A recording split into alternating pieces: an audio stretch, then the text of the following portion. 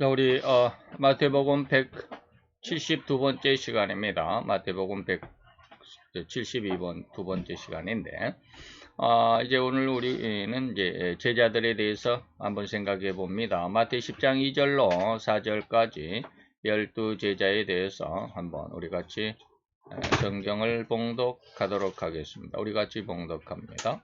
12사도의 이름은 이러하니 베드로라 하는 시몬을 비롯하여 그의 형제 안드레와 세베대의 아들 야고보와 그의 형제 요한, 빌립과 바돌로메, 도마와 세리마테, 알페오의 아들 야고보와 다데오, 가나안인 시몬과 및 가롯 유다 곧 예수를 판 자라. 아멘. 자, 우리가 이제 지난 시간까지 전도에 대해서 12시간 아주 긴 시간들을 할애해서 지혜로운 전도, 그러면서 예수님께서 고린도전서에 말씀하신 전도의 미련한 것이다라고 했을 때 미련하다란 말이 무슨 뜻이냐라고 하는 것까지 여러분들에게 말씀을 드렸습니다. 세상 사람들이 다 지혜를 구하고 기적을 구하고 능력을 구할 때 그럼에도 불구하고 복음의 전도는 뭐 해야 된다?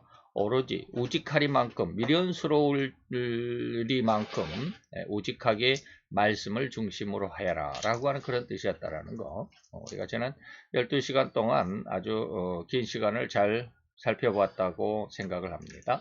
이제 우리는 마태 10장 2절에서 4절까지 예수님의 12제자의 그 면면을, 그리고 그들의 어떤 인품, 그리고 그들의 어떤 삶의 특성, 이런 것들을 살펴보면서 우리의 신앙에 교훈을 얻는 그런 시간이 되었으면 합니다.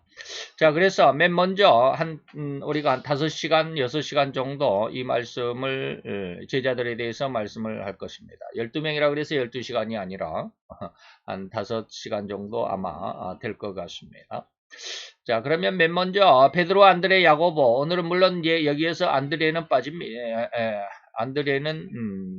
안드레가 나오겠죠. 내가 나오고 다음 시간에 안드레가 빠집니다만, 어쨌든 이제 베드로와 안드레는 형제죠. 베드로와 안드레는 형제입니다. 야고보는 사도 요한의 형 야고보입니다. 자, 이 세 사람을 우리가 가만히 봤을 때, 요한은 빼고요, 이 세 사람을 가만히 봤을 때 이들은 아마도 바리새파에 속해 있었던 자들이 아닐까라는 그러한 추정을 할 수 있다라는 것입니다. 바리새파에 속해 있었다. 자, 이들이 바리새파 교인이었을 것이라는 해석은 어떻게 이것이 가능할까라고 하는 것이죠. 우리는 이후 성경의 모든 기록에서 저들의 성경에 대한 지식이나 지혜, 성경을 알고 있었던, 베드로가 성경을 알고 있다, 안드레가 알고 있었다, 야고보가 성경을 알고 있었다, 뭐 이런 것이죠. 성경에 대한 지식이나 지혜, 곧 성경을 예수님에 대비할 수 있는 능력. 다시 말하면 성경을 읽고 예수를 보니까 예수가 바로 성경 속에 기록한 바로 그 인물이구나, 그 사람이구나. 또 예수를 보고 이게 예수님의 이런저런 말, 그리고 이런저런 행위, 이런 것을 보니까 성경이 그 말인데 라고 말하는, 그래서 예수님을 보고 성경이 이루어졌다, 성경의 성취로 깨닫고 이해할 수 있었던 것을 우리가 가만히 살펴보면 아마도 이 세 사람은 바리새파 교인 중에서도 아마 지도급에 해당할 수 있을 정도로 성경에 대한 아주 심오한 깊은 지식과 은혜를 가지고 있었다라고 말할 수 있다는 것입니다. 곧 일반인들로서는 결코 이 정도로 성경에 대한 깊은 지혜와 지식을 가질 수 있다는 것은 거의 불가능한 일이기 때문에, 다시 말하면 베드로나 안드레, 야고보와 같은 경우가 이 사람들이 성경을 알고 성경에 대한 지식을 가지고 있는 것을 보면 상당히 심오한 깊이의 지식, 그런 지혜다라고 하는 것을 알 수 있다라는 말입니다. 즉 성경에 관해서 깊은 연구의 시간과 깊은 기도의 시간이 실로 엄청나게 많아야만 성경에서 예수님을 찾아낼 수 있고, 그리고 예수님을 보고 성경의 성취라고 깨달을 수가 있기 때문에 그렇습니다. 그래서 성경을 많이 읽어라. 제가 늘 이야기하잖아요. 성경을 읽지 않으면 예수에 대해서 많은 설교를 듣고 뭐 10년, 20년, 30년, 40년 평생을 설교를 듣고 교회를 다녔다 할지라도 이해는 해요. 그렇구나. 그런데 실제적으로 그 자기가 이해하고 있는 그 예수, 그 설교의 모든 내용들이 예수님에 대한 것이라고 착각하고 있다라고 하는 겁니다. 제가 굉장한 말을 지금 하고 있는데 아주 단적으로 얘기하면 물론 그것이 제가 지금 이렇게 착각하고 있다라고 하는 말로 표현을 했지만 그렇다고 해서 착각하고 있다고 해서 구원받지 못한다는 것은 아닙니다. 구원은 받았을 때 진짜 하나님에 대한 예수님에 대한 진정한 어떤 영적인 그런 어떤 은혜 가운데까지는 아직 성장하지 않았다. 그래서 제가 예전에 신앙에는 몇 가지 단계가 있다 그랬죠. 맨 처음에 초보 단계에서는 그냥 육신적인 어떤 모습입니다. 육신적인 신앙입니다. 그러다가 예수님을 만나게 되면 예수님으로 더불어 내가 구원을 받았구나라고 하는 것을 느끼고 깨달을 때가 되죠. 그것이 바로 구원의 신앙이다라고 제가 이렇게 말씀을 드렸습니다. 그러다가 또 신앙생활을 더 열심히 하고 하다 보니까 예수님에 대해서 알고 싶어지고 그래서 성경을 읽고 성경에 대해서 좀 깊이 고민도 해보고 그래서 기도도 하고 그러다 보니까 성경 말씀을 깨닫게 되는 이 정도 되면 성경을 깨닫는다라고 하면 이 정도 되면 상당히 깊은 그리고 많은 시간 동안 성경을 읽었고 기도를 했고 이럴 때야 비로소 성경의 진리에 대한 욕심이 생깁니다. 의에 줄이고 목마른 자의 모습이 됩니다. 어떻게 보면 목회자들이 상당수가 여기에 해당한다고 할 수 있습니다. 그래서 여기는 뭐다? 진리의 신앙 단계다라고 이렇게 말씀을 했습니다. 거의 모든 제 생각과 제 견해로는 거의 모든 목회자들, 거의 모든 성도들이 이 진리의 단계 안에서 인생을 마감할 수밖에 없을 것이고 또한 대부분 그렇다라고 저는 그렇게 판단을 합니다. 그러면 마지막 네 번째 단계가 뭐냐? 영의 단계가 있다. 영성의 단계가 있다. 요즘에 많은 사람들이 영성이라고 많이들 말들을 하고 영성이 됐다, 영성을 공부했다, 훈련했다, 나는 영성이 된 사람이다 라고 이런 말들을 하고 있지만 이 사람들을 가만히 보면 저의 기준, 제가 알고 있는 제게 은혜의 기준이나 그런 어떤 그 기준에 보면 그들은 결코 영성을 이루지 못했다라고 하는 것입니다. 영성이 이루어지면 제가 늘 이야기했듯이 제가 영성인이다, 영성이다라고 하는 것 기억을 하실는지 모르지만 인간적인 삶의 기준이 없습니다. 영성인이 되면 인간적인 삶의 기준이 없습니다. 뭐 조그만 것 때문에 자기 어떤 이권 때문에 마음이 슬퍼지고 쉽게 말하면 뭐 마음이 삐지고 욕심을 내고 뭐 자기 말을 하고 자기 자랑을 하고 이런 거 없어요. 전혀 그 중심은 오로지 하나님의 것이기 때문에 세상적인 이런 명예와 이권과 뭐 어떤 야망과 지위 이런 것에 대해서는 호리만큼의 미련이 없습니다. 그게 주어져도 그렇고 안 주어져도 그렇고 결코 담담한 그런 삶을 살게 됩니다. 자, 이렇게 해서 보면 신앙에도 네 가지 단계가 있다고 그랬죠. 그냥 육신적인 어떤 신앙, 그 다음에 구원의 신앙, 그 다음에 진리를 깨닫는 진리의 신앙, 그 다음에 영의 신앙. 영의 신앙은 거의 보기 힘들어요. 저희 스승 목사님이 간혹가다 그런 말씀을 하셨어요. 전국의 목사님들 모아놓고 목사님 수련회를 하는데 전국에서 약 한 850명 정도 목사님들이 오셔가지고 이제 수련회를 하는 거죠. 목사님들도 세미나하고 수련회하고 막 그래요. 그러면 그런데 가서 목사님이 딱 설교를 하다 보면 그 850명 중에서 정말로 성령에 의해서 거듭났고 성령에 의한 생명을 가진 목사님들이 손가락 안에 꼽을 정도다라고 하는 겁니다.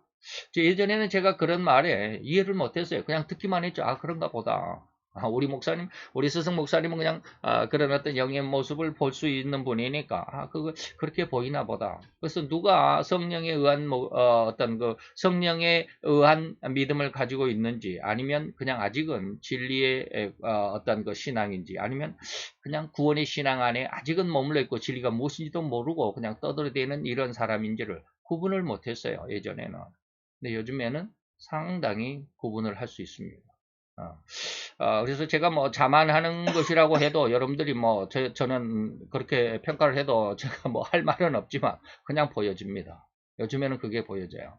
그래서 예수님을 보고 성경의 성취를 깨달을 수 있기 때문이었다라고 하는 것이죠. 이러한 신앙의 단계 속에 우리가 성장해야 됩니다. 그 베드로는 밤새도록 고기를 잡지 못했어요. 너무나도 힘들겠죠. 예. 예수님이 깊은 곳으로 가서 그물을 던지라고 하니까 그 많은 고기를 잡았었죠. 그때 곧바로 예수님의 무릎 앞에 엎드려서 나는 죄인으로소이다 나를 떠나소서라고 하는 어쩔 수 없는 죄인된 정말로 죄에서 떠날 수가 없는 죄인된 인간 자신을 고백하고 회개할 정도의 그런 어떤 신앙. 그래서 예수님의 말씀 한마디 그리고 그의 능력의 나타남 속에서 예수가 바로 온 세상 우주 만물 천하 우주 만물을 주관하시는 주인이라고 하는 것을 깨달았다라고 하는 것입니다.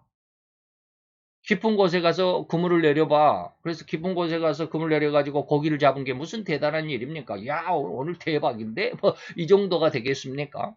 근데 그 사건 속에서 베드로는 지금 뭘 깨닫느냐면, 인간 모든 세상 우주 만물을 장악하고 있고, 주관하고 있고, 그것을 운용해 가는 주인이라고 하는, 이런 것을 깨달았습니다. 거기에 보하면 난 아무것도 아닌 죄인일 수밖에 없다라는 자기의 자신의 죄인된 자기 자신을 고백할 수 있을 정도의 회개.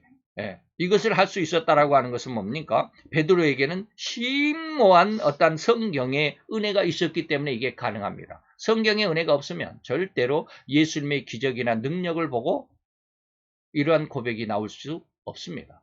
제가 늘 이야기를 하죠. 마태 8장 앞으로 이제 우리가 이미 지나왔죠. 우리가 지금 10장이니까 마태 8장 1절에서 4절까지 보면 예수님께서 산상수를 마치고 산에서 내려오실 때 수없이 많은 사람이 예수님의 주위에 그냥 옹기종기 붙어가지고 산에서 내려오고 있었습니다. 많은 무리가 예수님을 따르고 있었습니다. 그 수많은 사람들이 과연 예수님의 몸을 부딪히면서 부딪히고 스치고 예수님의 손을 만지고 하는 사람들이 과연 몇 명이나 있었을까?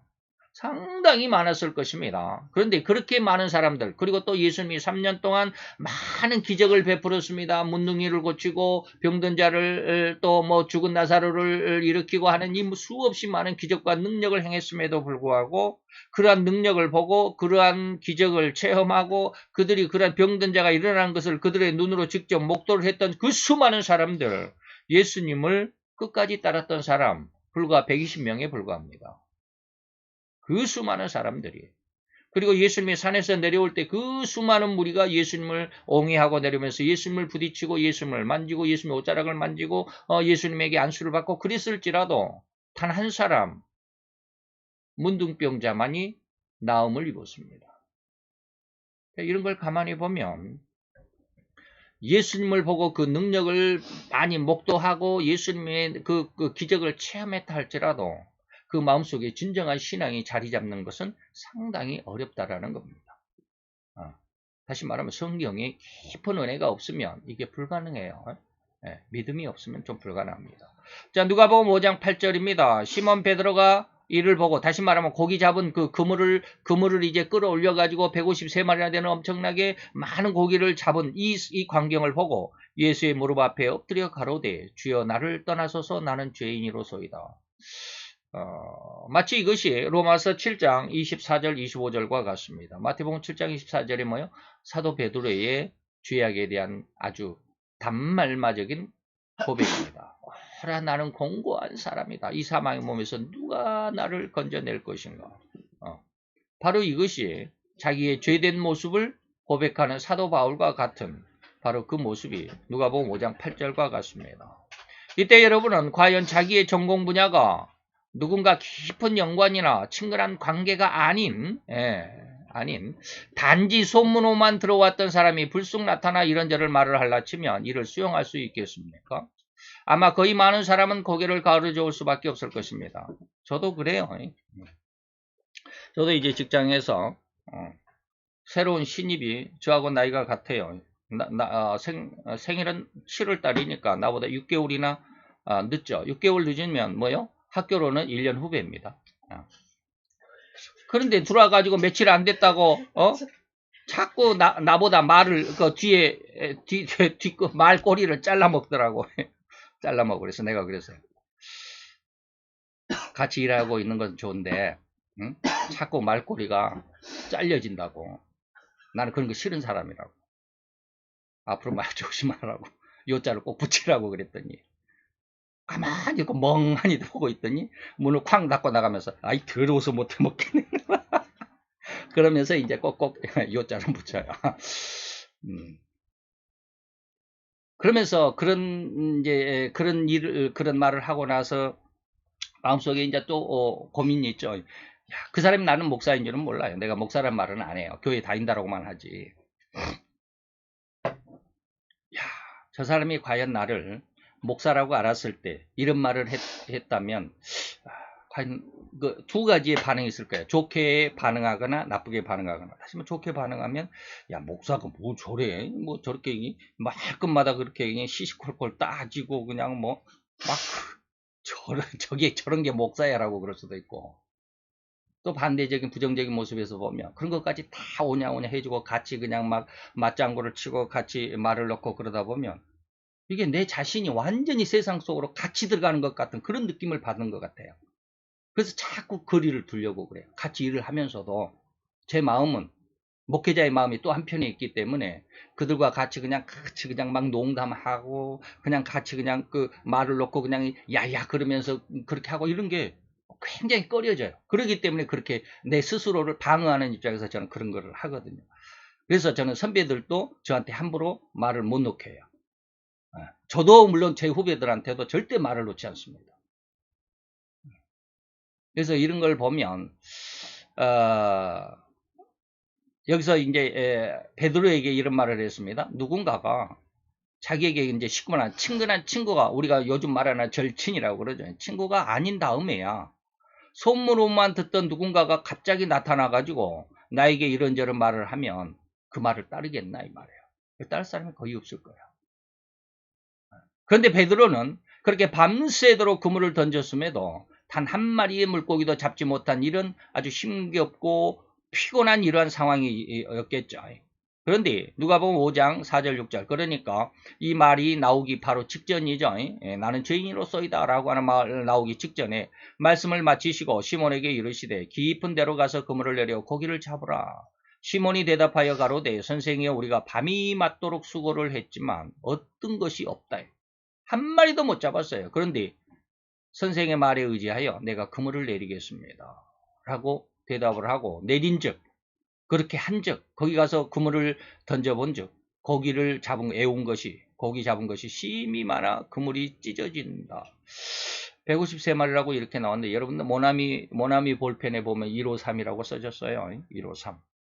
저는 중학교 때까지 그게 뭔 뜻인지 몰랐어요. 근데 그게 여기에서 나온 말이에요. 모나미 모나미 볼펜 사장이 떡실한 신자입니다. 그래서 이것을 이 말씀 속에서 153이라는 모나미의 그 남바가 153입니다.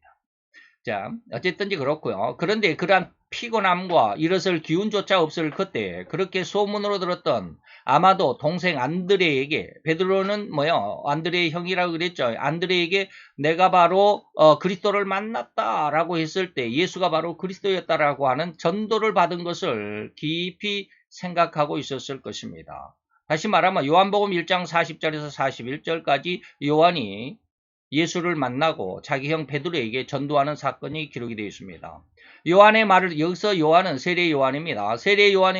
사도 요한은 세례 요한의 제자였습니다.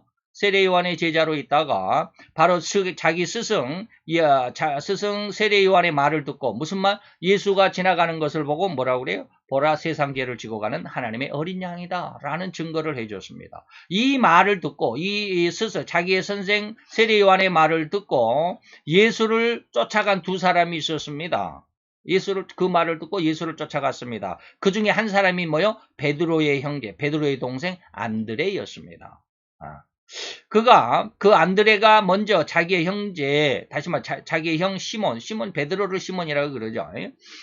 자기 형 시몬을 찾아가 말하되 우리가 메시아를 만났다라고 메시아는 번역하면 그리스도다라는 말인데 내가 그리스도를 만났다라고 예수에 대한 증거를 복음을 전도했습니다. 이 말을 그가 그리스도였다라고 하는 이 전도를 받은 그 상황, 그것을 베드로는 예수를 만나기 전에 이미 동생 안드레로로부터 예수에 대한 예수가 메시아라고 하는 복음을 전해 들었죠. 그것을 가슴 깊이 새기고 있었을 것입니다. 근데 한 번도 만난 적이 없었는데 바로 이때 누가복음 5장 4절로 6절 바로 이때 고기를 잡을 때 한 마리도 못 잡았는데 갑자기 그 동생에게 전도받은 그 사람이 나타나가지고 깊은 데로 가서 그물을 내려 고기를 잡아라. 그러니까 내가 말씀에 의지하여 그물을 내리리다 라고 말씀을 했습니다. 쉽게 말하면 절친은 아니었는데 그 말씀을 따랐다 이 말입니다. 자, 이러한 다시 말하면 말씀에 대해서 가슴 깊이 간직하고 있는 또 하나의 또 다른 기록이 있습니다. 누가복음 2장 16절 19절에 보니까 예수님의 이제 어머니죠. 마리아에 대해서. 자, 예수님의 어머니 마리아가 예수님을 낳았을 때 이 소식을 이 출산 소식을 천사가 들에 있는 목자들에게 알려주었죠. 그래서 빨리 가서 천사가 그 목자들에게 빨리 가서 마리아와 요셉과 그리고 구유에 누인 아이를 찾아서 보고 천사가 자기들에게 이 아기에 대하여 말한 것을 보였다. 그래서 천사가 이 아기가 세상을 구원할 하늘에서는 영광이고 하늘에서는 뭐지? 뭐라고 그러죠? 하늘에서는 영광, 땅에서는 영광인데 하늘에서는 영광이 땅에서는 천하도다. 하늘에서는 영광이 그 말을 해주면서 바로 그 주인이 지금 베들레헴에 있다. 빨리 가서 보아라. 라고 그러니까 그 말을 듣고 이제 그 목동들이 예수님을 찾아왔죠. 그래서 그러한 이야기를 마리아와 그리고 요셉과 그리고 구유에 누인 아기 앞에서 그 말을 했습니다. 그랬더니 듣는 자가 다 목자의 이 목동들의 말하는 일을 기억해 참 그랬는가? 라고 하는데 마리아는 그 예수님의 어머니 마리아는 이 모든 말을 마음에 지키어 생각하고 있었다. 꼭 마음에 담아 하나님의 말씀을 담았다 이 말입니다. 누가복음 2장 49절 51절에 보니까 또한 예수님이 이제 12살 때 그 성전에 갔다가 3일 만에 돌아오는데 엄마 마리아와 아빠 요셉이 잃어버리고 왔죠. 바로 그때입니다. 그리고 이제 3일 동안 그냥 다시 예루살렘에 돌아가가지고 찾다가 드디어 이제 성전에서 만났습니다. 그리고 나서 어찌하여 이렇게 엄마 아빠를 따르지 않고 너 혼자 애가 남았냐라고 이렇게 물으니까 이 말입니다. 예수께서 가라사대 어찌하여 나를 찾으셨습니까? 내가 내 아버지 집에 있어야 될 줄을 알지 못하였습니까? 아버지 집이 뭐야? 성전. 곧 아버지는 예수님은 성자이시니까 하나님 아버지를 자기 아버지라고 지금 부르는 것을 아직은 이 마리아 요셉 다시 어머니 엄마 아빠는 지금 이 말의 의미를 깊이 깨닫지는 못하고 있어요. 그랬더니 양친이 다시 말해 엄마 아빠 요셉과 마리아가 그 예수님이 하신 말씀을 깨닫지 못했다. 그랬죠. 예수께서 한 가지로 이제는 그리고 그 말을 하고 나서는 이제 예수님이 이제 엄마 아빠와 같이 시골 나사렛으로 돌아가서 이제 30살이 될 때까지 아빠의 그 목수의 일을 도우면서 살았습니다. 내려가서 나사렛에서 이르러 순종하여 그 양친을 받들었다. 그리고 그 모친은 이 모든 말을 마음에 두었다. 새겨두었다. 라고 하는 것입니다. 자, 여기서 우리는 한 가지 진실로 영의 능력을 알아야만 한다라고 지적하고 싶습니다. 그 영적인 은혜나 영적인 능력이 없으면 이런 생면부지의 사람의 말 한마디의 말에 모든 것을 버리고 따를 수가 없다는 것입니다. 다시 말하면 확신이 안 되면 못 따르죠. 제가 아무리 이렇게 일러줘도 제가 저에 대한 그 확신이 없으면 제 말을 따를 사람이 없습니다. 저도 가끔 그런 이야기를 하잖아요. 저희 스승에 대해서 제가 왜 자꾸 이야기를 하느냐면 제가 저희 스승 목사님의 성경 강해를 배울 때 어느 순간에 은혜를 받았습니다. 야, 이것이 바로 진리다. 하나님이 그랬어요. 그 목사님이 저에게 진리다라고 말씀해 주신 것이 아니라 그 목사님의 설교를 강해를 공부하고 그때 엄청 아팠을 때 신학교 4학년 때 공부를 하고 있는데 갑자기 그런 말씀 마음속에 그런 말씀 하셨어요. 이것이 진리다. 그 말씀을 주시고 난 다음에 그 말씀을 듣고 난 다음에 제 마음속에 솟아나는 하나의 고백이 있었습니다. 야, 그랬다. 이 스승이 내가 이제 평생 스승으로 삼을 건데 만에 하나 이 목사님이 성경을 잘못 알고 잘못 해석하고 잘못 설교를 한 것을 내가 그대로 따랐을 때 만에 하나 이 목사님이 잘못됐다면 분명히 하나님 앞에 가서 지옥에 갈 건데 나도 그러면 그 말을 따랐으니까 그 말을 추종을 했으니까 나도 지옥에 갈 것이 아닌가. 만약에 그렇다 할지라도 나는 결코 불평하지 않을 것이다라는 고백이 흘러나왔어요. 그래서 제가 저희 스승 목사 최정원 목사님의 설교를 계속해서 공부를 하고 연구를 하고 이렇게 말씀을 여러분들에게 드리는 겁니다. 이런 어떠한 뭡니까? 자기 어떤 그 무엇인가의 고백이 없으면 따를 수 없습니다. 영의 능력도 역시 마찬가지예요. 영의 은혜가 없으면 제가 드리는 이 말씀이 들리질 않습니다. 진실로 영의 은혜나 능력을 받은 자는 그 영적인 은혜가 그 당사자의 온 마음에 이미 충만해 있기 때문에 어떤 단 한 번의 기회를 맞더라도 절대로 화산이 폭발하는 것처럼 그 말씀과 그 부름에 임할 수가 있다라는 것입니다. 왜 하나가 떨어져? 저의 이 말에 오해함이 없었으면 합니다. 곧 신자가 되었다고 해서 지금 제가 지적하는 영적인 은혜를 받았다고 인정하지 않았으면 한다는 것이며 이게 지금 뭔 말인가?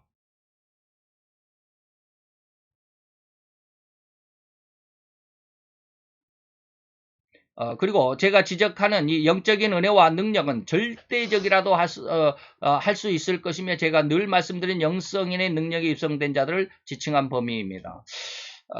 제가 지금 이렇게 말씀하는 이런 내용들을 지금 얼핏 제가 지금 이거 써놨어도 얼른 이해가 얼른 안 되는 것 같은데 이게 무슨 말이냐면 제가 지금 이렇게 지금 앞에서부터 쭉 말씀을 드리잖아요. 계속해서 말씀드리고 베드로가 예수님을 만나서 단 한 번의 말에 자기를 죄인이라고 고백했고 그런 것들은 바로 그가 이미 예수에 대한 복음을 전해 들었고 그것을 마음에 깊이 새기고 있었다. 그리고 예수님의 어머니 마리아도 이 모든 일을 마음에 이렇게 간직하고 있었다라고 하는 이 모든 것들은 뭐다? 영적인 능력, 영성인의 능력을 지금 보면 쉽게 말하면 최고의 은혜와 최고의 신앙을 지금 여러분들에게 말씀하는 것입니다. 그러나 그렇다면 그렇게 되지 않았다면 그렇게 영성인에 아직 성장하지 않았다면 실패하거나 실패라고 생각하거나 포기하거나 그러지 말라라는 그러한 말이 주황색 말의 내용입니다.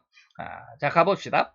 자 그런데 우리는 왜 베드로를 일명 이렇게 베드로가 깊은 은혜 안에 있다라고 지금 말씀을 드렸잖아요. 그런데 우리는 베드로를 뭐라고 생각하냐? 불황무식한 자다라고 이렇게 우리 신앙계에서는 그렇게 이야기하고 있습니다. 베드로를 불황무식하다. 그래 아주 무식한 자다 이 말이에요. 배운 것이 없다. 아무것도 모른다. 이렇게 이야기를 하죠. 그런데 저는 지금 뭐요? 베드로의 영성은 굉장히 깊은 최고의 신앙의 경지에 있었다라고 하는 것을 지금 말씀드리잖아요. 그러니까 이 불황무식하다라는 말과는 전혀 다른 말이죠. 왜 그런가 이 말입니다. 이러한 수식어를 갖다 붙이는 것일까요? 베드로에 대해 이런 말을 한 번쯤은 들어보신 성도님들이 많으실 줄 압니다. 신학교에서조차도 그런 베드로를 불황무식하다라는 이런 수식어로 베드로를 가르치는 것이 사실입니다.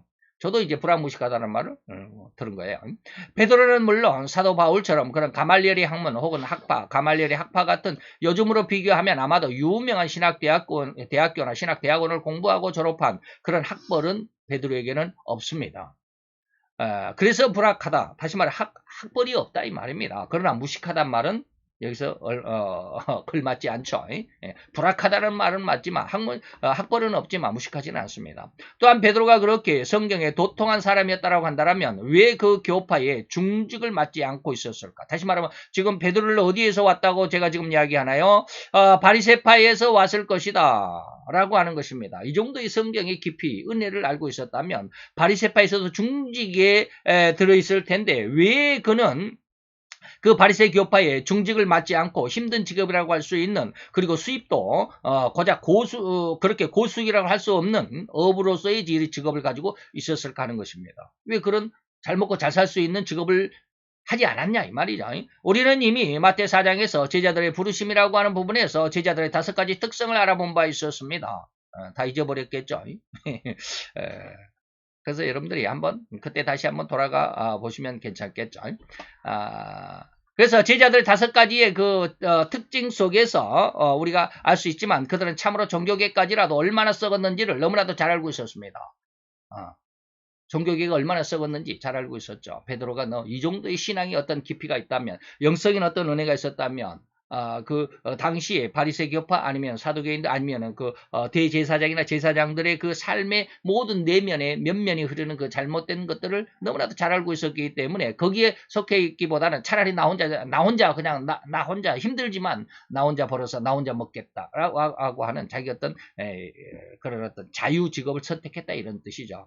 그래서 그런 부패와 부정과 부패와 탈법과 위법과 적법을 가장한 갖가지 허위들로 만연한 표리부동한 그들과 함께할 수가 없는 청렴함 때문에 베드로는 지금 바리새 교파의 중직이 아니라 업으로 삶을 살아가고 있다 이 말입니다.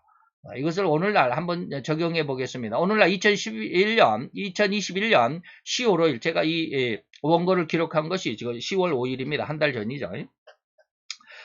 민땡당 대통령 후보가 거의 확실히 이제 지금은 후보이지만 그때 당시에는 아직 후보가 확실히 선정되지는 않았을 때 이땡명 형 그때 당시에 경기도지사는 과연 얼마나 청렴할까?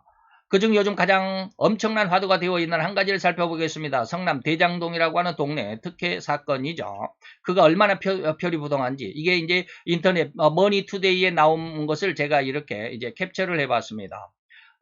그 달이 몇 달인지 모르겠어요. 10월달 12일 이재명 더불어민주당 대선 경선 후보가 강원도 원주시 오크밸리 리서치 컨벤션 홀에서 열린 제20대 대통령 선거 후보자 선출을 위한 합동연설회에서 지지를 호소하는 연설을 하고 있는 그것인데 이렇게 쭉 이야기하면서 뭐라고 그랬냐. 더불어민주당 대권주자 이재명 경기도지사가 25일 부패의 지옥 청렴 천국을 주문처럼 외웠다.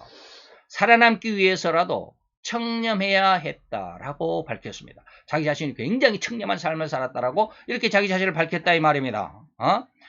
자, 이 말입니까? 청렴했고 약속을 지켰고 실적을 냈던 사람이 미래에도 약속을 지키고 청렴하고 실적을 낸다라면서 이 지사의 말이 이렇게 있습니다. 이 말을 지금 제가 이렇게 파랗게 다시 이렇게 문자로 제가 옮겼습니다. 이건 지금 사진이거든요. 이것은 사진입니다. 기회가 있을 때에 일하지 않던 사람이 권한을 얻었다고 해서 권한이 있을 때 성과를 못 낸 사람이 대통령이 된다고 갑자기 나라를 그리고 국민의 삶을 바꿔낼 수는 없다고 목소리를 높였다. 이것이 바로 2021년 9월 12일 강원도 원주시 오크밸리 리조트 컨벤션 홀에서 열린 합동연설회에서 한 그 연설입니다. 자기는 그렇게 청렴했다라고 굉장히 주장합니다. 그런데 이제 대통령 TV 토론에서 같이 대통령 후보로 나왔던 박용진이라고 하는 더불어민주당 대선 경선 후보가 이게 며칠 날인지 모르겠어요. 어제라고 이렇게 나왔죠. 유동규 씨가 지금 유동규 씨 여러분들 뉴스에 아주 핫하게 나오고 있죠. 유동규 씨가 만약에 이재명 당신과 함께 관련해서 인사관리에 대한 정치적인 연관돼 있으면 유동규 씨가 당신과 연관돼 있으면 정치적인 책임을 지겠느냐라고 이렇게 물어봤습니다. 그랬더니 그거 당연하다. 제가 어쨌든 간에 관리하는 산하기관의 직원이고 그런데 거기에서 문제가 생겼으면 일선 직원이 그랬더라도 제가 책임지겠다. 분명하게 경선 후보에서 대선 텔레비 토론에서 분명히 이렇게 이야기했죠. 보셨죠? 이게 거기에 문제가 생겼으면 일선 직원이 그랬더라도 다 그 관리자인 저의 책임이다라고 분명하게 밝혔습니다. 근데 그 다음날 뭐라고 그럽니까? 그 다음날입니다. 한전 직원이 뇌물을 받고 부정행위를 하면 대통령이 사퇴합니까?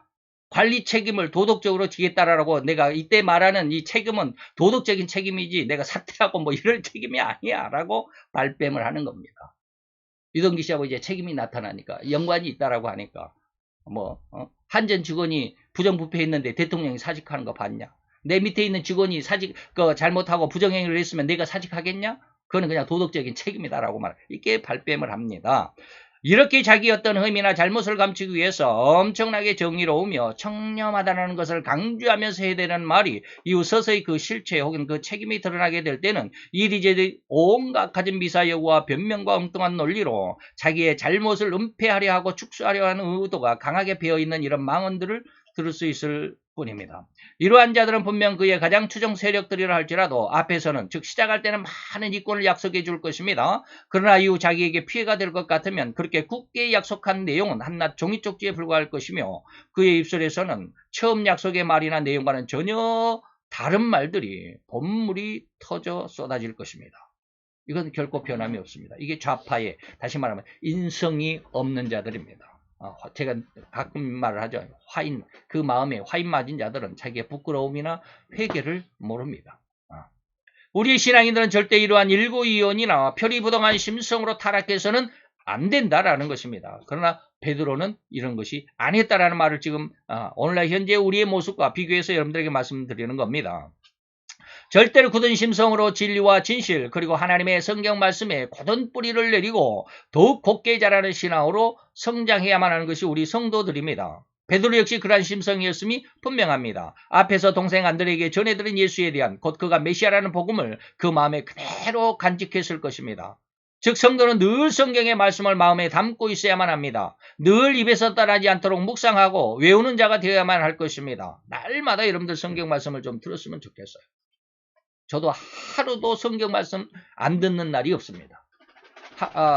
회사에 가면서 오면서 항상 귀에는 오디오 성경이 들려 있습니다. 절대로 그냥 단 하루도, 지금까지 단 하루도 성경 말씀을 안 읽은 날이 거의 없습니다. 그러면 반드시 주님이 찾아줄 것입니다. 그는 모든 경우에 이렇듯 말씀으로 무장한 자들에게 나타나셨으며 이는 변함없는 하나님의 성품임을 이미 증명해 주셨음을 잊지 않기를 바랍니다. 아멘. 물론 이후에 안드레나 야고보도 역시 이와 비슷한 신앙 성품을 가지고 있었다라고만 해야 하는데 그들에 대해서는 더 말을 하면 계속 길어지니까 넘어갑시다. 또한 베드로의 동생 안드레는 예수님과 단 하룻밤 미팅을 하고는 그 다음날 즉시로 형인 베드로에게 가서 전도를 했습니다. 깊이 말씀드리진 않겠습니다.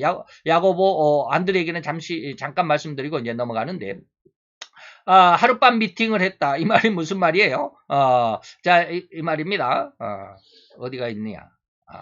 요한복음이 1장에 있는데 그 말씀을 제가 여기다가 제시는 안 했네요. 자, 하룻밤 예수를 여기서 막 그랬죠. 아까 말씀드렸던 요한복음 1장 40절에 세례 요한 자기 스승의 말을 듣고 예수를 쫓아갔습니다. 그리고 그 밤에 이 말이요. 그 밤에 예수님과 함께 있었겠죠. 그래서 예수님이 뭐라고 그러냐면 너희가 왜 나를 따르느냐라고 하니까 주여 어디 계십니까? 라고 했죠. 왜 따릅니다? 라고 대답한 게 아니라 주여 어디 계십니까? 당신이 사는 곳을 보면 내가 당신이 누군지 말 안 해도 알겠습니다. 그런 뜻입니다. 이런 것은 나중에 요한복음을 또 강의하게 될 시간이 있겠지만 그때 하도록 하겠습니다. 그리고 나서 그 다음날 아침에 그 밤을 예수님이 살 곳, 예수님이 사시는 곳, 다시 말하면 예수님은 뭐라고 그랬습니까? 여우도 굴이 있고 새도 보금자리가 있는데 나는 그 여우의 굴이나 새의 보금자리도 없는 요즘 말로 하면 집도 절도 없는 그런 사람이야 라고 이렇게 말을 하죠. 여우도 굴이 있고 새도 보금자리가 있지만 인자는 머리 둘 곳이 없다라는 이 말씀하셨습니다. 예수님이 기거하시는 곳에 얼마나 휘황찬란 했겠습니까? 머리 둘 곳이 없다고 그랬는데 아주 초라한 굴속이었을지도 모릅니다. 근데 거기 가서 하룻밤을 예수님과 이런저런 이야기를 나누어 보고는 안드레는 뭐요? 야, 이 사람이 바로 메시아구나라고 알았다라는 거예요. 그래서 그 다음날 형 베드로에게 가서 내가 메시아를 만났어 라고 이렇게 전도한 것입니다. 곧 안드레가 예수님을 만났던 장소는 진짜로 휘황찬란하게 꾸며져 있어서 딱 봐도 메시아임을 드러내 보이는 그런 장소가 아니었습니다. 또한 예수가 내가 메시아이니 나를 잘 알아봐 달라고 나를 옹립해 달라고 요청한 것도 강요한 것도 아닙니다. 자기를 선전한 예수님도 아니었습니다. 오로지 세상과 인간들의 성품과 그리고 더욱이 천국의 비밀들을 알려주고 가르쳤을 뿐입니다. 단 하룻밤 사이에 몇 시간을 이야기를 했는지 모르지만 그러한 예수님의 가르침 속에서 안드레는 급격히 성경의 모든 내용을 이해하고 깨달았을 것입니다. 이러한 일을 하는 사람은 오로지 성경 이사야가 예언한 바로 그 메시아라고 할 뿐이다 라고 하는 것이죠. 그래서 이제 이사야서 53장에 보면 그는 예언한 순 같고 막 그런 이야기가 있죠. 그가 맞으면 우리의 고난을 위함이고 우리의 질병을 위함이고 막 그런 거 있잖아요. 그리고 더욱이 야고보는 절대 예수님에 대한 믿음을 드러냄으로 인해서 이후 헤로드 왕에 의해서 처음으로 순교를 당하는 순교자의 반열에 이름을 올리게 되었을 만큼 성경에 대한 강한 믿음과 성경과 예수님에 대해 순종함을 드러낸 제자였습니다. 그래서 사도행전 12장 1절 2절에 보니까 헤로드 왕이 손을 들어 교회 중에 몇 사람을 해하고자 하셨을 때 요한의 형제 야고보를 처음으로 첫 순교자를 냈다 이 말이에요. 칼로 죽였다. 곧 야고보는 제자 중에서 가장 먼저 순교를 당한 순교자입니다. 곧 예수님을 위해 그 한 생명을 바친 제자라고 할 수 있을 것입니다. 자, 계시록 3장 8절에 보니까 3장 8절에 보니까 이 교회가 무슨 교회? 서문학 교회인가? 볼지어다 내가 내 앞에 열린 문을 두었으되 능히 닫을 사람이 없다. 내가 너의 행위를 아는데. 빌라델피아. 빌라델피아는 아니에요. 밑에 나왔잖아. 그런가? 앞에다가 제목을 써놨어야 되는데. 네가 뭐예요? 제가 빨간 글씨로 해놨잖아요. 작은 능력을 가지고 내 말을 지켰다. 그리고 내 이름을 배반하지 아니했다라고 하는 겁니다. 일곱 아시아 교회 중에 빌라델피아 교회에 대한 말씀으로 진실로 고든, 올고든 이 말이에요. 좌우로 이렇게 막 삐지지 않고 휘어지지 않고 굽어지지 않고 고든, 그리고 걷고 굳은 믿음을 가졌기에 예수님을 위해서 그들의 생명까지라도 바칠 수 있었고, 이로 인해서 주님조차도 그들의 그러한 희생, 생명이라도 복음을 위해서, 예수님을 위해서, 천국을 위해서 자기 생명을 희생하고 순교하는 이 신앙에 예수님도 어찌 찬양을 아낄 수가 있었겠냐 이 말이야. 아낄 수 없게 되겠죠. 아시아 교회들 중에서 하나님으로부터 책망을 듣지 않는 교회가 딱 두 교회가 있습니다. 그것은 서머나 교회입니다. 그리고 둘째는 빌라델피아 교회입니다. 이 두 교회의 책망이 없었던 이유는 공통으로 주님을 위한 희생, 곧 생명이라도 다시 말하면 죽기까지 순교하기까지 그런 신앙이었기 때문에 책망이 있을 수가 없는 것입니다. 예수님을 위해서 생명까지 바쳤는데 그거 안에 그 자잘한 이런 잘못들이 과연 책망의 치솟거리가 되겠냐 이 말이에요. 죽기까지 했는데 나머지는 다 용서가 되는 것이고 칭찬이 되는 것이죠. 즉 주님을 위해서, 복음을 위해서 목숨까지라도 아끼지 않고 내어준 성도고, 그런 믿음이라고 한다면 어찌 흠잡을 데가 있겠는가 이 말입니다. 그래서 요한계시록 안에서 7번의 축복이 기록되어 있습니다. 요한계시록 안에 7가지의 축복이 있습니다. 그 중에 하나가 바로 이 순교자들에 대한 주님의 강한 축복과 칭찬이라 할 수 있을 건데, 계시록 14장 13절입니다. 또 내가 들으니 하늘에서 음성이 나서 가라되 기록하라. 지금 이후로 주 안에서 죽는 자들. 그러니까 뭐예요? 주를 위해서 죽는 자. 다시 말하면 순교자들. 복이 있다 하는 거죠. 곧 우리 인간 세상에서조차도 자녀들을 위한 부모의 희생하는 삶, 또한 부모를 위한 자녀들의 희생하는 모습들이 얼마나 인간적인 아름다운 뉴스로 주목을 받는가. 제가 오늘 지금 오늘 이거 예배 드리기 전에 잠깐 자연인이다라고 하는 프로그램을 보고 있었어요. 근데 그가 기막힌 사연이 있더라고요. 아빠가 아주 그냥 좀 나쁘게 표현하면 온몸이 걸레가 됐어요. 아주 돈을 잘 벌고 있었는데 어느 아침에 일어나니까 몸이 안 움직여지더라. 그래서 병원에 119에 실려가서 보니까 신장 기능, 콩팥이죠. 오줌을 걸러낸 신장이 다 죽었다. 그래서 신장을 이식하거나 아니면 계속 투석을 해야 돼. 그래서 일주일에 한 번 아니면 한 달에 한 번 병원에 가서 피를 다 기계로 빼내서 다시 또 몸으로 집어넣는 이런 투석을 해야 된다. 그랬는데 이제 그 수술을 하기로 했대요. 근데 그 수술 콩팥을 누구 것을 받았냐 하면 둘째 아들에게서 받았대요. 아들이 둘인데 큰아들과 둘째가 다 자기 콩팥을 아빠에게 내주겠다고 해가지고 둘 다 그러는데 아빠가 동생이 해라 그랬대요. 왜?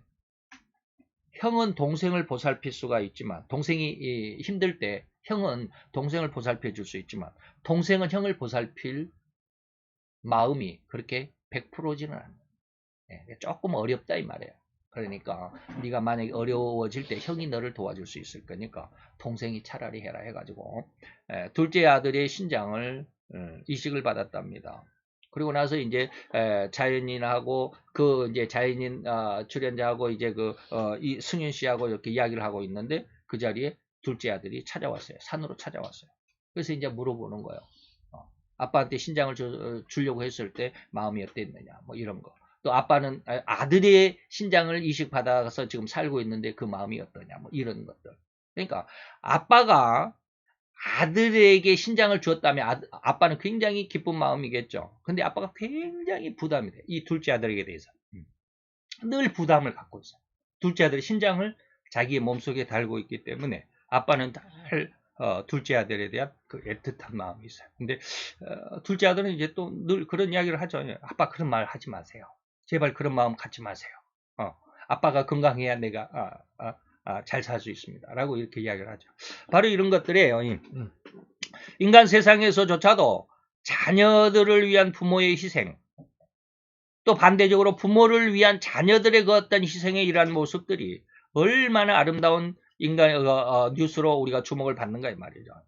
그러 이제 우리는 오늘 이러한 부분을 설교로 들으면서 교훈 얻는 성도님들은 절대로 순교의 신앙, 다시 말해 하나님의 영광, 하나님의 복음을 위해서 내 목숨이라도 내어줄 수 있다고 한다면 하나님이 얼마나 그를 기뻐하겠느냐. 최고의 축복이 뭐다? 전도자에게 준, 순교자에게 준 축복입니다. 그리고 전도자죠. 그것도 전도고도 뭐 그렇지만. 통속적으로 모든 인간은 다 죽습니다. 분명히 이야기합니다. 모든 인간은 다 죽어요.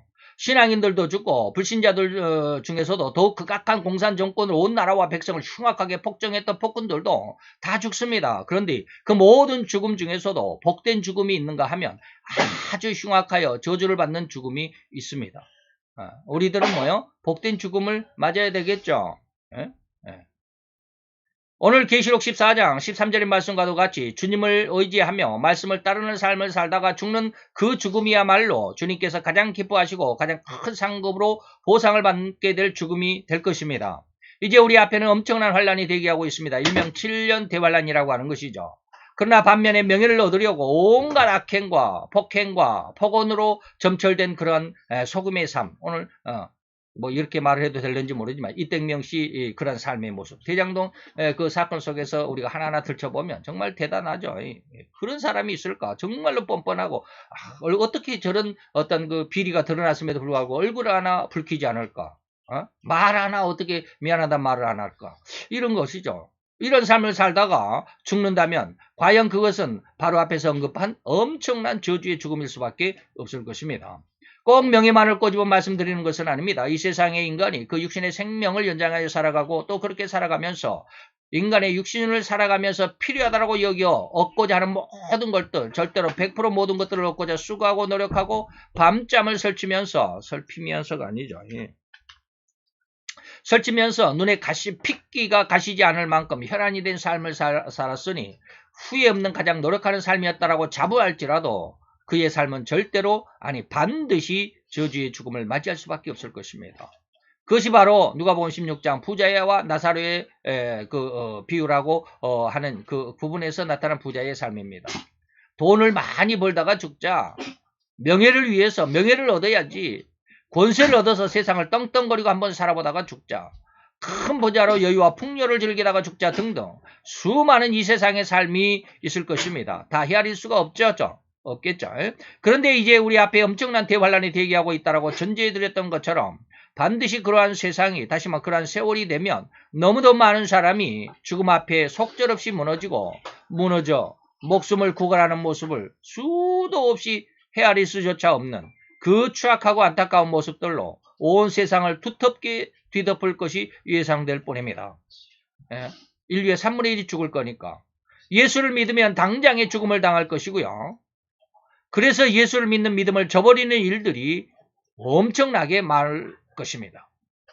그러나 여러분 앞에서 강력하게 말씀드렸던 순교자를 할 수 있는 다니엘과 요셉의 신앙을 잘 기억하시기 바랍니다. 세상의 육신의 삶, 그 생명을 조금 더 부지하기 위해서 앞으로 7년 대환란 속에서 예수를 버리고 믿음을 버리고 목숨을 구걸하는 그러한 생명을 조금 더 연장하고 부지하기 위한 그런 목숨을 구걸하는 그런 심성이 된다면 그는 가장 추악한 죽음을 맞이할 수밖에 없을 것입니다. 3년밖에 못 살, 3년 후에 반드시 더 흉악한 심판을 받게 될 거다 이 말입니다. 그래서 이런 목숨을 더 부지하기 위해 목숨을 구걸하는 심성으로 자라가지 마시기를 바랍니다. 차라리 목숨을 내놓고 짧은 인생을 살고 죽을지언정 정의와 진리와 신앙을 위해 한 목숨을 바칠 수 있는 신앙으로 자라가시기를 정말 간절하고도 애절하게 부탁을 드리는 바입니다. 근데 이렇게 죽음 앞에 당당할 수 있는 것은 절대로 인간으로서는 할 수 없습니다. 하나님의 은혜가 아니면 절대로 죽음을 이겨낼 수 없습니다. 제가 이땡명 경기 지금은 이제 후보자죠. 민땡당 대통령 후보자의 과거를 영화한 것이라고 아수라라고 하는 영화 제가 한번 말씀을 드렸죠. 그 영화를 보세요. 그때 당시에 이제 거기는 뭐 성남시라고 안 나오고 안남시라고 나옵니다. 안남시. 그래서 많은 사람들이 이땡명 후보자의 고향이 안동이라고 그래요. 안동. 그래서 안자. 그래서 성남에서 남자에서 안남시 뭐 이렇게 했다라고 이렇게 지금 이야기를 하는데 맞을런지 어쩔런지 모르겠어요. 다 그런 이야기입니다. 그래서 안남시장의 비리를 캐기 위해서 적극적으로 도전했던 사람이 누구냐? 검사한 사람이 있습니다. 예, 검사한 사람이 있는데 그 검사가 끝까지 이제 거기에 그 안남시장이 막 돈을 10억을 준다 그러고 20억을 연봉을 20억을 준다 그러고 막 그래도 거기에 굴하지 않고 끝까지 그 잘못을 파헤치겠다고 했는데 마지막에 무릎을 꿇습니다. 어떤 때냐? 안남시장과 이제 검사의 쉽게 말하면 이제 패싸움이 벌어지는 거죠. 그래서 저쪽에서는 막 도끼를 들고 칼을 들고 정글도라 그러죠. 큰 칼 이걸 들고 와서 그냥 무자비하게 살해를 합니다. 그래서 이 검사 앞에서 자기 어떤 오른팔, 왼팔과 같은 사람들 다 칼에 맞아 다 죽어요. 그래서 이제 마지막에 그 검사가 잡혀옵니다. 그래서 안남시장이 그 팔을 잡고 이제 네 팔을 끊겠다라고 이제 막 위협을 하고 협박을 하죠. 그러니까 그때 검사가 무너집니다. 내가 당신을 위해서 내 목숨을 바치겠다. 그러면 안남시장이 그럽니다. 그러면 네가 나를 위해서 목숨을 내주겠다라고 충성하겠다라고 하는 것을 증거를 보여라 하면서 자기 옆에 부하 직원인 여직원을 네가 네 손으로 죽여라. 이런 뜻이죠. 칼을 바닥에 탁 꼽습니다. 그러니까 그 칼을 이 검사가 빼들고 여직원을 이제 기어가는 부상을 입고 기어가는 그 여직원을 죽이려고 가죠. 근데 그때 당시에 이제 아주 비리 형사 정우성이가 맞나? 그 형사 있잖아요. 그 아수라에서 그 형사 이름이 정우성인가? 누군지 모르죠. 아주 유명한 배우. 정우성이가 이제 총을 들고 와서 그 검사를 쏴 죽입니다. 차후제는 어떻든지 아수라를 보면 그 엄청난 그 엄청난 모든 것을 다 버리고 자기 생명을 바칠 것처럼 그렇게 하지만 인간의 힘으로서는 죽음 앞에서 무너지지 않을 수 없어요. 그래서 그 검사도 거기서 무너지더라라는 것을 지금 말씀드리는 거예요. 죽음 앞에서 무너지지 않을 인간의 생명이 없습니다. 그렇기 때문에 은혜를 받아야 됩니다. 하나님의 은혜가 아니면 다니엘처럼 사자굴 속에 들어가도 담담하잖아요. 다니엘이 세 친구처럼 풀물 속에 7배나 뜨거워 달구어진 그 풀물 속에 앞에서도 자기의 생명, 자기 목숨을 구걸하지 않잖아요. 내가 들어가겠다라고 하는 거잖아요. 죽음을 두려워하지 않는 것은 뭐예요? 하나님의 은혜입니다. 복음입니다. 이 말씀에 큰 은혜, 다시 말하면 하나님의 은혜 가운데 여러분들이 많이 성장해야 합니다. 그래서 성경을 많이 읽고 기도를 많이 하라고 하는 겁니다. 자, 그러면 오히려 목숨을 구걸하여 앞으로는 7년 대환란이라고 하는 것은 뭐예요? 3년의 시간입니다. 목숨을 구걸해가지고 믿음도 버리고 복음도 버리고 예수도 버리고 3년 동안에 그 목숨을 구걸하여 산다면 3년의 삶을 연장하여 사는 인생이 될 것입니다. 그러나 우리는 3년의 삶을 포기할지라도 진리와 정의인 예수를 위해 죽는다면 그 죽음이야말로 온 세상의 아름다운 이름으로 아름다운 죽음으로 남을 것이고 더더욱 주님으로부터 엄청난 상상조차 할 수 없을 정도의 축복과 칭찬을 얻을 수 있을 것입니다. 베드로의 그리고 야고보, 안드레의 이 신앙의 아름다운 모습을 우리가 다시 한번 깊은 은혜를 얻었으면 합니다. 기도합시다. 할렐루야. 주님, 오늘도 여호와의 귀한 은혜와 은총을 감사드리나이다. 주의 영광 앞에서 아버지 하나님의 말씀과 또한 하나님께서 선택하신 귀한 종들의 일면을 우리가 오늘 더듬어 살펴보며 그 안에서 우리에게 주실 하나님의 은혜, 우리에게 주신 하나님의 교훈을 더듬어 살펴보았나이다. 자금 이후로 주 안에서 죽는 자들이 복이 되다 여사오미. 아버지, 오늘도 우리의 심성 속에 하나님의 말씀을, 하나님의 복음을 중심으로 한 귀한 믿음으로 성장하기에 부족함이 없게 또 좌우로 치우치지 않게 하나님 우리를 붙들어 주시옵소서. 예수 그리스도의 이름으로 감사와 기도드려 싸움나이다. 아멘.